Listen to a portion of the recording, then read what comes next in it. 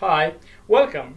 Today we are talking about the second function of management, which is organizing in details. As previously we discussed about the details of planning in our previous video, today we are talking about the second function of management, which is organizing. But first, let's have a short overview of management and some overviews in planning, and then we will go to organizing. Management is designing and maintaining an environment for individuals working in groups to achieve organizational goals. So the integral part of this definition of management is designing and maintaining. So if you design something and you do not maintain, that is not management. When you design and maintain, then management comes. So, for example, you launch a new product, and the new product has high quality raw materials, has after sale services, has warranties. So, these are the designing part.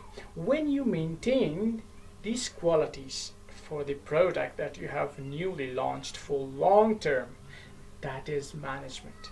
Or if you design a building, you build a building uh, and you maintain it regularly, that is management.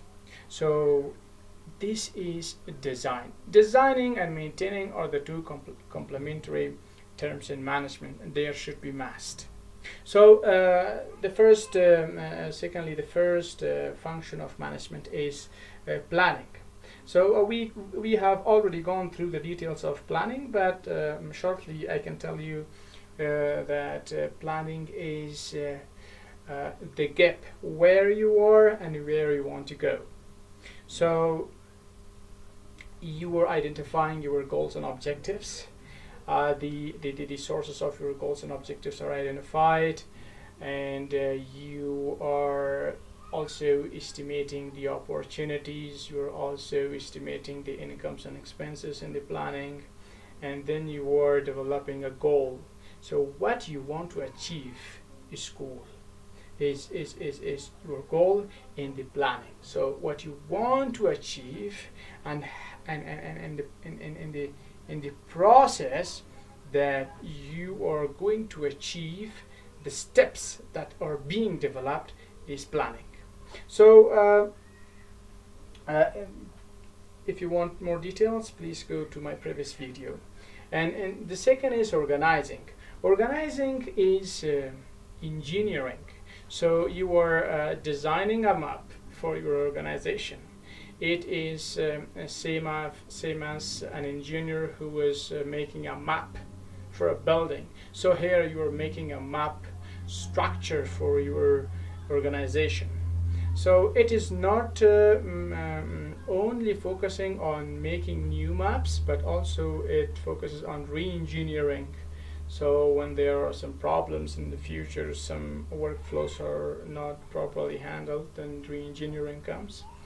So in the organizing part, organizing has three main steps to be followed. And when suppose you initiate a business entity, so there are lots of activities for that specific business with specific activities.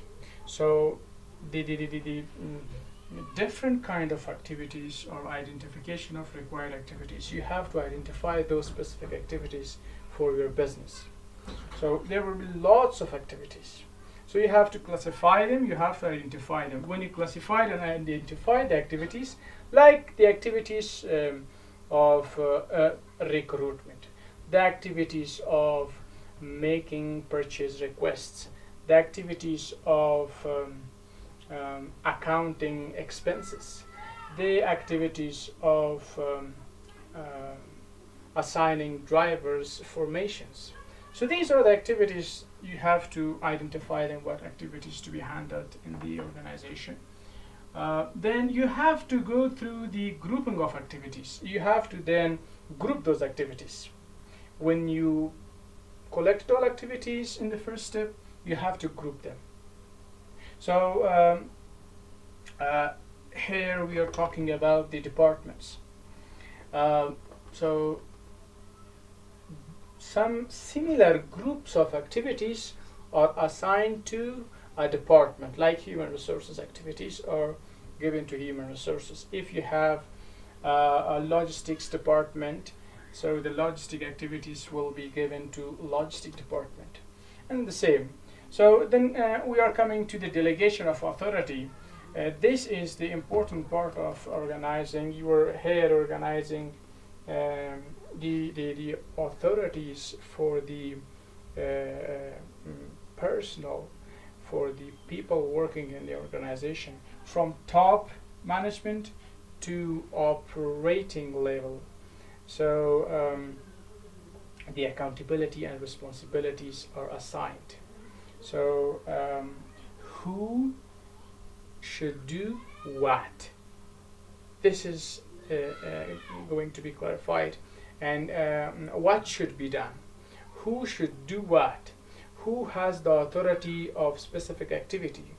So who can delegate tasks to others? So there need to be some centralization and decentralization policies too in the delegation of activities. So we are focusing mainly on who has the authority of doing what, is delegation of authority. In the fourth, the last step of organizing, horizontal and vertical coordination of authorities. We have different authorities, different departments, and different departments have their managers. So here, vertically and horizontally. So the coordination of these lower staff with their manager is vertical coordination.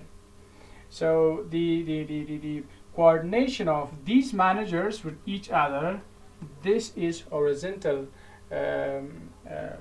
coordination. Here we are focusing on authority. So what authority specifically will have this specific position, and what coordinations are needed between these staff and also these lower staff. So this is focusing on horizontal and vertical coordination of authority. The authorities are divided vertically and horizontally in the last step of organizing. I hope you have understood what you expected. If you still have questions, please comment them. I will get back to you soon. If you want to know more about the details of staffing, leading and controlling, please don't forget to subscribe. Thank you very much.